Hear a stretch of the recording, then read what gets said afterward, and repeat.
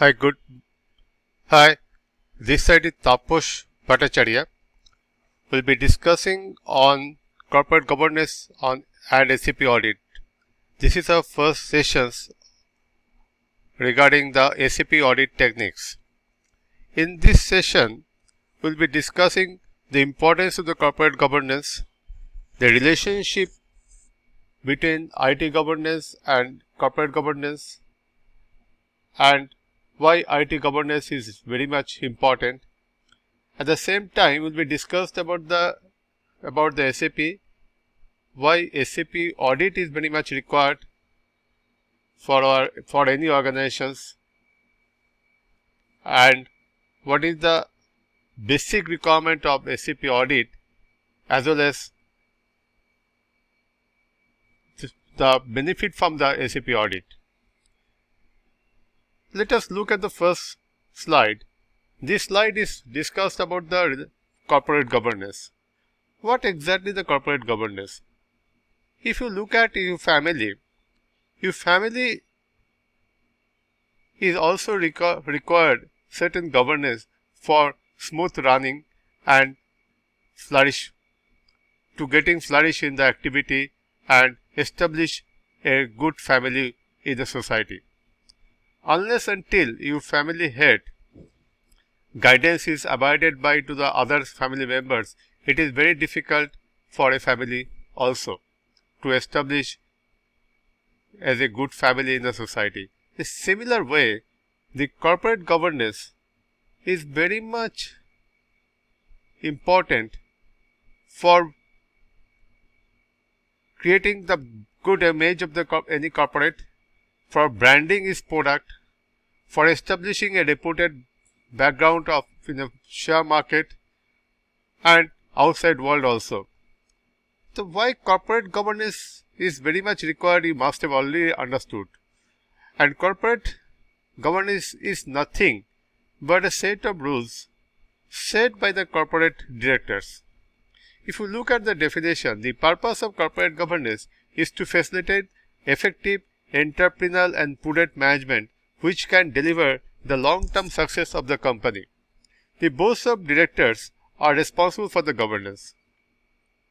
They are responsible because they are the head of these organizations. They set up some rules and regulations based on the country's requirement and based on the international guidance also. The second point, the corporate governance is about having the correct policies and procedures in place. Thirdly, the national and international regulations are guiding factor for maintaining the corporate governance. The example of worldwide corporate governance laws, SOX who is the leader of the corporate governance, JSOX in Japan, corporate governance laws in UK and SEBI in India. All the countries in the world more or less set up their own corporate governance laws, which with the guiding factor all the corporates situated in their country. Now let us look at the right hand side picture. It is basically a cycle how the corporate governance activity starts and where it ends. It starts with the vision building, then mission building, then organizational hierarchy which also help you to define the strategies to achieve this corporate governance, this objective achievement, then smart goals, and then it moves to vision. You see that this is a cycle where it starts from and where it ends. Now left hand side of the slide, it talks about the 6 basic principles of corporate governance. For what the corporate governance is very much required. Rights of shareholders, accountability, responsibility of the board, alliance and ethics, rights of other stakeholders, and transparency. On these basic fundamental principles, the corporate governance laws are established. Now let us look at the second slide.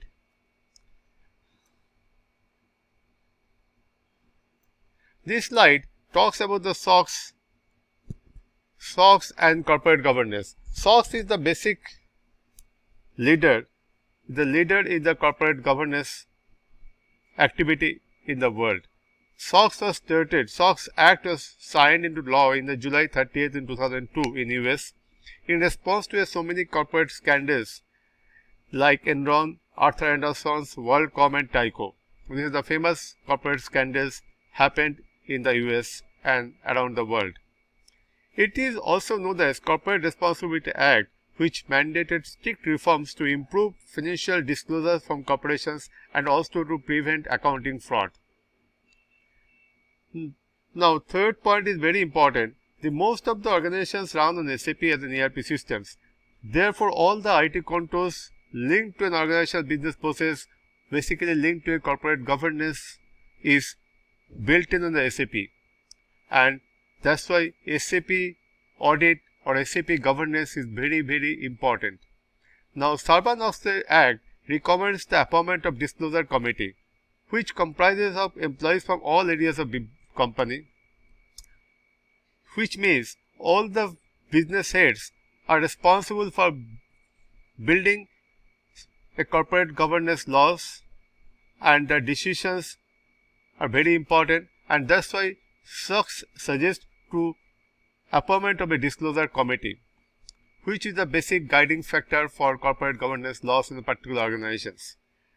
The Chief Information Officer, the CIO, and the IT department must ensure that systems which support the process that should guarantee the data integrity. These systems which support the business activity, that should be very, very clean systems, and all the data integrity is very, very important, because at the end of the financial year reporting period, the CFO and CIO, CEO has to sign the particular document, which distribute to the share market, all the stakeholders, and to government. Unless until facts and figures is not correct and data is not, process is not integrated, data integrity is not there, you cannot rely on that particular figure. Let's talk about the internal controls and SOX. To confirm the effectiveness of internal control systems, the auditors adopt a systematic auditing process as per the management wish. The auditing of the internal control systems for financial reporting is usually involves the following: definition of key accounts and transactions for the financial reporting, identification of the business process to be analyzed, identification of the internal controls, and assessment of the structure of the internal control systems, and evaluation of controls. This means the risks associated with each and every business process need to be analyzed. If you look at the third point, as stipulated by the SOX Act, the risks regarding the financial reporting must be identified, monitored, and evaluated. The risk assessment process involves suitable countermeasures or separate auditing measures to identify these risks. The SAP Audit Information Systems, that is, which is shortly called AIS, is a SAP tool which supports the internal or external auditors. This tool is built in the SAP. We will discuss about this tool in this session, I mean to forthcoming sessions, and which are basic objective of these programs. Now look at the corporate governance and IT governance. The IT governance aims at putting the IT structure in such a way so that organizations' IT strategy aligns with the business strategy. This is a fundamental objective of any IT governance. It should align with the business strategy, and all the IT risks should be minimized. It makes sure that all the stakeholders' interests are taken into account, and that process provide measurable results. IT governance is a subset to the corporate governance process and should be considered with great importance. Suitable IT governance is integral to your business systems. IT governance is a framework which ensures the organization's IT infrastructure support and enables the achievement of its corporate strategies and objectives. If you look at the right hand side picture, it is given a sample board structure. If you see the HR directors, operations directors, financial directors, and IT directors. IT directors is responsible for the IT governance, and unless until there is a good IT governance, you cannot achieve the corporate governance, because IT is the vital functions of any organizations. Now let's look at the next pictures.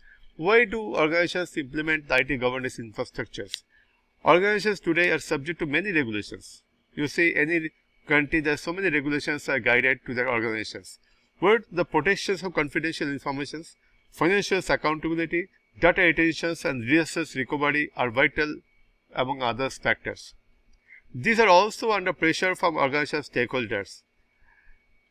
I repeat again, they are also under pressure from organization stakeholders regarding the good reporting and integrated reporting as well as the reliable reporting. To ensure the internal and external requirement, the many organizations implement a formal IT governance programs that provides a framework of best practices and controls. There is a strong relationship between corporate governance and information technology governance and information security governance. Both three things are closely aligned. If you look at the right hand side picture, if you see the big cell is the corporate governance, IT governance is a part of the corporate governance, and where information security governance is a subset of IT governance. If you look at the left hand side picture, there are 6 basic factors which guide the information technology governance: delivery and development, operational of IT investments, data, infrastructure of IT, and security of IT. These 6 factors are basically guiding to the IT governance pattern of any organizations. Next, look at the next slide. There are 3 pillars. Basically, there are 3 pillars are considered very important for IT governance.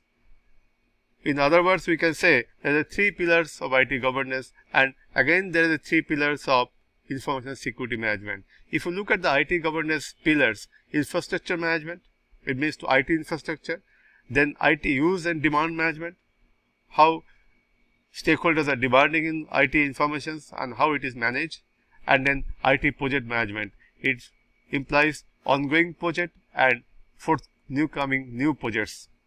And regarding the information security management pillars, people, process and technology. There are 3 basic pillars of information security management.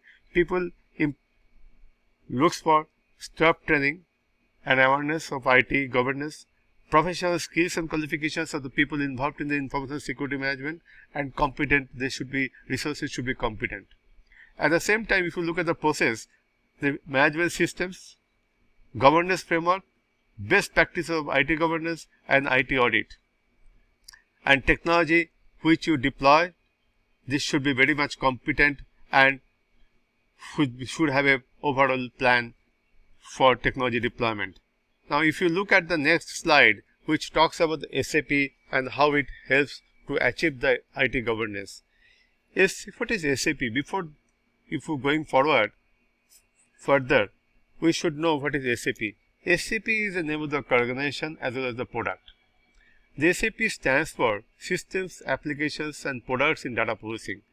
This is the leading ERP package in the world, and this organization is headquartered in world of Germany. This company started in 1972. Now, if you look at the following 4 points, a converged SAP organization uses technology as a change lever for business competitive advantage. Those organizations are going for the SAP implementation and using the SAP, and they use the SAP technology as a change lever for business competitive advantage, so that they can go ahead with among the other competitors. The primary focus is on innovations and customers by leveraging SAP IT support staff and other technology investment to achieve the measurable business outcomes. The IT convergence occurs where the business and technology grow together, causing the business opportunity to expand. The business to IT alignment is focused on business activity, that is the transactions, while the business to IT convergence is focused to business outcome, that is the results from the business. The backbone of every successful SAP implementation is a successful security and compliance program. We should take care of this line very importantly. The backbone of every successful SAP implementation means a successful security and compliance program. Let's look at the next slide, which talks about the information security management pillars. This is basically the 3 pillars of information security management. This commonly known as CIA trait. This C stands for confidentiality, I stands for integrity, and A stands for availability. Now let's look at the confidentiality. It means access to information should be restricted to only those who need to access it. And integrity means assurance that information is accurate and reliable, in other words, protected from unauthorized modifications, destructions and loss. And availability implies the guarantee of access to information by authorized persons as and when they are required. Now, if you look at this slide talks about why SAP audit is very much important, which is our focus in these training sessions. The corporation across the world is highly concerned about the security of the enterprise resource planning systems such as SAP or others, whatever is it. Because of threats like fraud, intrusions, etc., which affect the integrity of the business.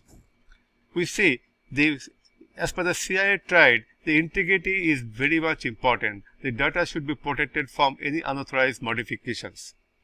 Now, the owners who are implementing the SAP, they always with the confusions whether the SOD has been implemented properly. SOD stands for segregation of duties, which is very vital for integrity of the data.